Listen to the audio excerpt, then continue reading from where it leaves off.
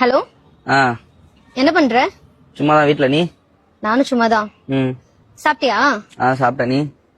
சாப்பிட்டேன். என்ன சாப்பிட்ட? சேமக்கிழங்கு வச்சு காரக்குழம்பு. சேமக்கிழங்கா? அது உனக்கு தெரியாதுரி. உங்க வீட்ல என்னது?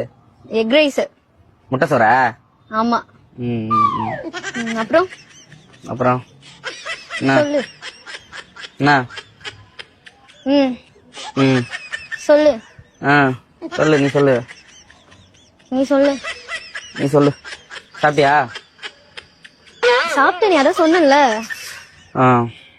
என்ன பண்ற? அதான் சொன்னேன்டா சும்மா இருக்கேன்னு.